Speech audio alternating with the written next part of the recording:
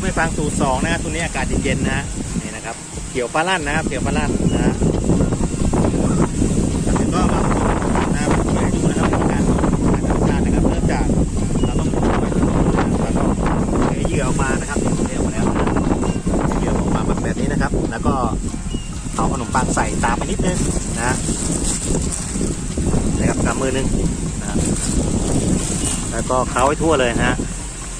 แล้วเราก็ใส่น้ำเลยอันนี้เป็นตัวโยนเรียกนะครับโยนเรียก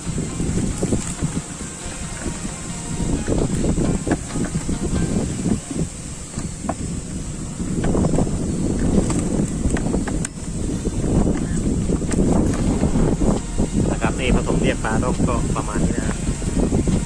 ให้มันมีความยืดหยุ่นอยู่นี้หน่อยนะอย่าเบามากนะครับเหยื่อจะได้ลงไปกองไปสู่พื้นนะครับปลาจะได้มาเก็บกินหน้าดินนะแล้วก็ประมาณนี้นะครับไม่ได้หวานเยอะแยะมากมายนะครับประมาณนี้นะประมาณสัก2-3 ข้อมือเองก็เริ่มจากนะครับสมัยแล้วนะก็อ่อยในบริเวณที่เราตกนะครับแม่นๆนะอย่าไปชนกระจายมาก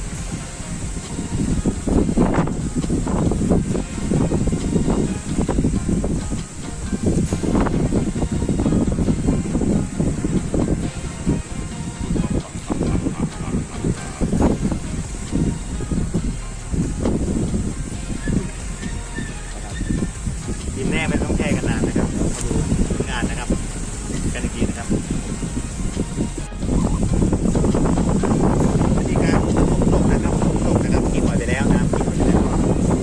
นะครับ2นะครับพนันนะครับ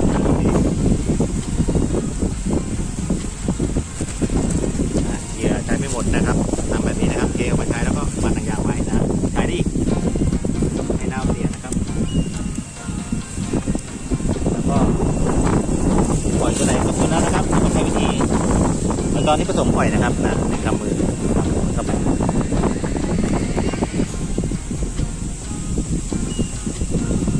ให้เข้ากันก่อนนะแล้วก็ตามด้วยน้ำนะครับน้ำที่โรยไปเข้าไปนะครับ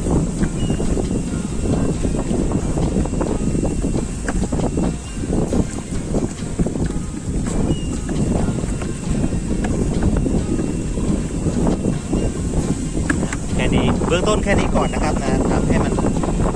ปูนะชุ่มๆไว้ก่อนนะใช้วิธีใช้ตัวเกี่ยวแล้วก็บีบอย่างนี้เลยนะครับแล้วก็ตามมาด้วยถ้าเผื่อว่าวิธีนี้มัน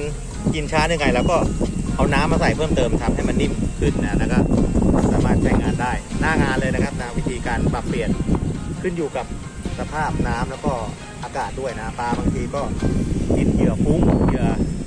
ฟูหน่อยนะบางทีอาจจะช้าไม่กินแล้วก็ลองนวดดินดูนะครับ